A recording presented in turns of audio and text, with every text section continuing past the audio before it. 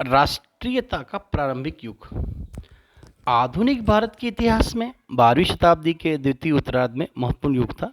British साम्राज्यवाद ने अपना पूर्ण राजनीतिक आधिपत्य स्थापित कर लिया था।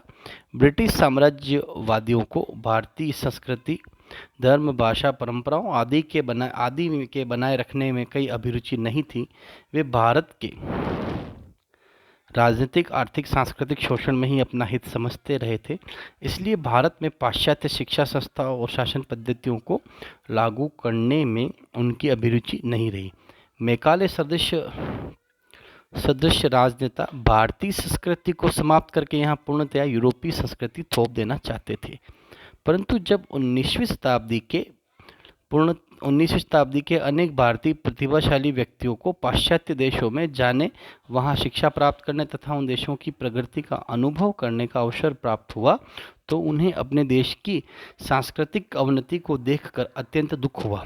इसमें से अनेक महापुरुषों को यह अनुभव किया कि भारत की प्राचीन संस्कृति पाश्चात्य देशों की तुलना में महानतर थी, परंतु ऐसी महान संस्कृति का महान देश विदेशी आधिपत्य के प्रभाव में आकर पतितावस्था में चला जा रहा था। इसका प्रमुख कारण यही है कि भारतीय हिंदू समाज में कतिपय बुराइयां कर चुकी थी। धार्मिक अंधविश्वास, संकीर्णता, छुआछूत की भावना, बाल विवाह, सती प्रथा, विधवाओं की समस्या और शिक्षा आदि से ने हिंदू समाज को बिल्कुल गिरा दिया है। ऐसी स्थिति में जब तक हिंदू समाज इन बुराइयों को मुक्त न किया जाए, तब तक भारत का उत्थान संभव नहीं है। उक्त सामाजिक एवं धार्मिक बुराइयों से हिंदू समाज को मुक्त करा के उनमें आत्मसम्मान, आत्मविश्वास तथा देश प्रेम की भावना का संचार करना अत्यंत आवश्यक था। इस प्रकार 19वीं शताब्दी के आरंभ में भारत के कुछ बुद्धिवादी महापुरुषों ने भारत में धार्मिक सांस्कृतिक पुनर्जागरण के प्रति तीव्र उत्कंठा उत्पन्न हुई। इन महापुरुषों में राजा राम मोहन राय, दयानंद सरस्वती, महादेव गोविंद रानडे, स्वामी रामकृष्ण परमहंस का नाम अग्रणी है। ये नेता विशुद्ध रूप से में राष्ट्रवादी तो नहीं माने जा सकते, क्योंकि ये न तो राष्ट्रीय राजनीतिक स्वतंत्रता को बनाए रखने वाले आंदोलनकारी नेता थे। इनमें से कई तो ऐसे राजनीतिक चिंतन की श्रेणी में आते थे जैसे देशों में चिंतक रूसो, कॉन्ट, ग्रीन, हिंगल, मार्क्स आदि थे। परंतु उन्होंने जिन समाज सुधार और धर्म प्रचार आंदोलनों का सूत्रपात किया, वे परोक्ष रूप से भारत में राष्ट्रीयता की भावना जागृत करने वाले सिद्ध हुए। इन सामाजिक एवं धार्मिक सुधार आंदोलनों को राजनीतिक धारणाओं, विचारों एवं सक्रिय राजनीति से पृथक समझा जा सकता था।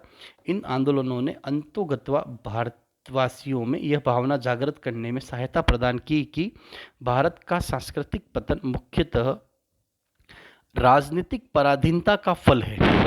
अतः भारत को राजनीतिक स्वतंत्रता प्राप्त करनी है।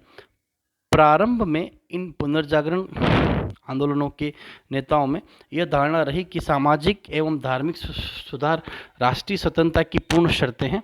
परंतु सने सने जब राष्ट्रीय भावना अधिक विकसित हो गई, तो आगामी आंदोलनों में यह विचार व्यक्त किए जाने लगे कि पहले राजनीतिक स्वतंत्रता प्राप्त करनी आवश्यक है और राजनीतिक स्वतंत्रता को प्राप्त होने पर सामाजिक धार्मिक सुधार इच्छित ढंग से संपन्न किए जा सकेंगे। इस प्रकार भारतीय राष्ट्रीय आंदोलन के प्रारंभिक युग के नेताओं को हम दो श्रेणियों में रख सकते हैं।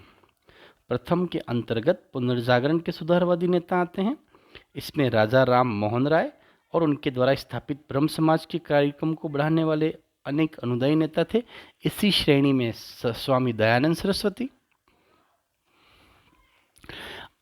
द्वारा स्थापित आर्य समाज के नेता, महादेव गोविंद रानडे द्वारा स्थापित प्रार्थना समाज के नेता और स्वामी रामकृष्ण परमहंस द्वारा स्थापित रामकृष्ण मिशन एवं उनके शिष्य स्वामी विवेकानंद, अंततः थियोसोफिकल समाज की प्रमुख नेता श्रीमती एनी बिसेंट के नाम प्रमुख हैं।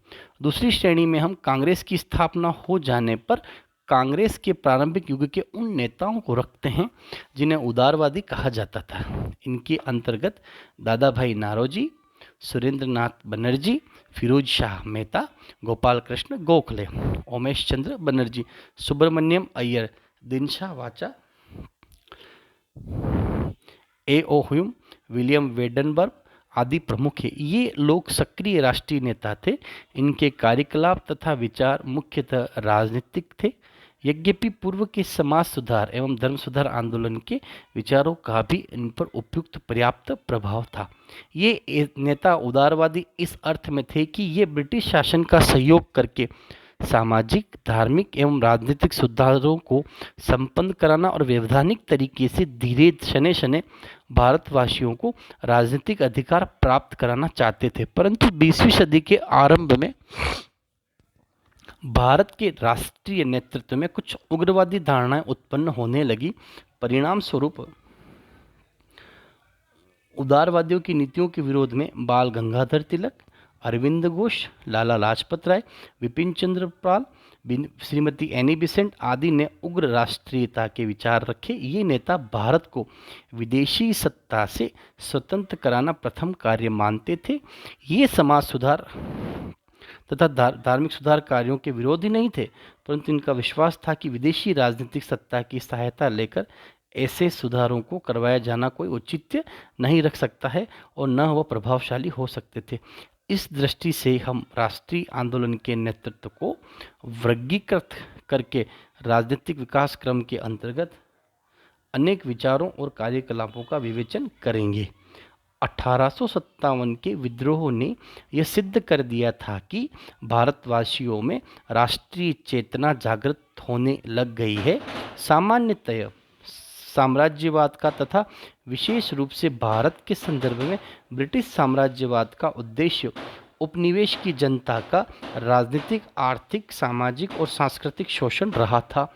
इस तथ्य से भी इनकार नहीं किया जाता कि विदेशी राजनीतिक दासता के पंजों में जकड़ी किसी पराधीन देश की जनता में राष्ट्रवादी भावना का संचार शोषक देश ही करता है।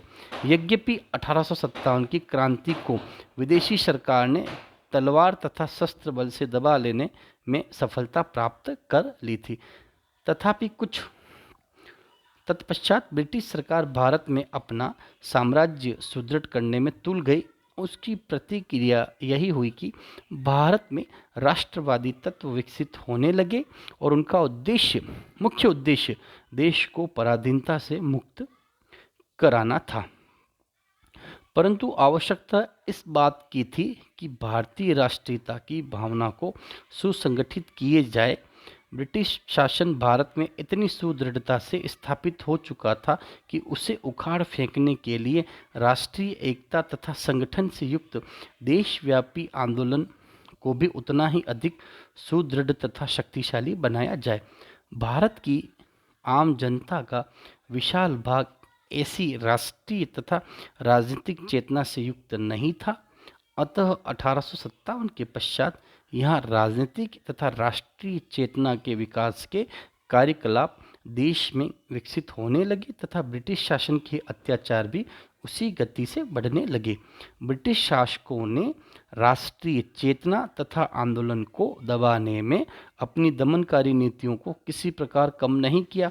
इसी के फलस्वरूप राष्ट्रीय आंदोलन के विकास को भी सामग्री प्राप्त होती गई। जो राष्ट्रीय चेतना में विकास होने लगा, त्यों तो ब्रिटिश शासन ने देश की राष्ट्रीय एकता को विनिष्ट करने के उद्देश्य से यहाँ की जनता में भेदभाव तथा विघटन उत्पन्न करने के साधनों को प्रोत्साहन देना प्रारंभ किया ताकि उनकी सत्ता बनी रहे। परंतु 1858 तक भारतीय राष्ट्रीय चेतना को बलशाली बनाने में ब्रिटिश शासकों ने के निम्नलिखित कार्यकलापों का योगदान रहा, जैसे अकाल और दरबार। 1876 में लॉर्ड लिंटन जब भारत आया तो उसने दिल्ली में एक शानदार दरबार का आयोजन किया। महारानी विक्टोरिया को केसरे हिंद की उपाधि से सम्मानित किया गया, लाखों रुपए व्यक्त किए गए। और लिंटन जब रोम जल रहा था तो नीरो बांसुरी बजा रहा था। वर्नाक्युलर प्रेस एक्ट, यह भी इसका महत्वपूर्ण कारण रहा था। कपास आयात कर का उन्मूलन करना, लॉर्ड लिंटन के अन्य कार्यकलाप, भारतीय सिविल सेवा, इल्बर्ट बिल विवाद,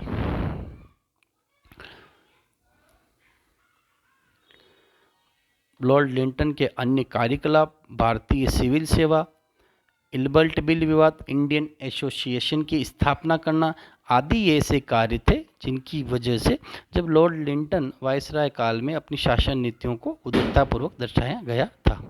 जब इस प्रकार से ये कार्य किए गए तो इसी क्रम में अगर हम बात करते हैं कि इंडियन एसोसिएशन की स्थापना की बात की जाए, लॉर्ड लिंटन के अन्य कार्यकलापों की बात की जाए, भारतीय सिविल अकाल तथा दरबार, वर्नाक्यूलर प्रेस एक्ट, कपास आयात कर का उन्मूलन, लॉर्ड लिंटन के अन्य कार्यकलाप, भारतीय सिविल सेवा संबंधी सुधार, इल्बर्ट बिल विवाद, इंडियन एसोसिएशन की स्थापना जो सुरेंद्र नाथ बनर्जी के द्वारा की गई थी 1876 में, और इसके बाद जो मुख्य सुधार कार्य हुआ जो लॉर्ड लिंटन के उदार राष्ट्रीयता का मूल्यांकन करता है।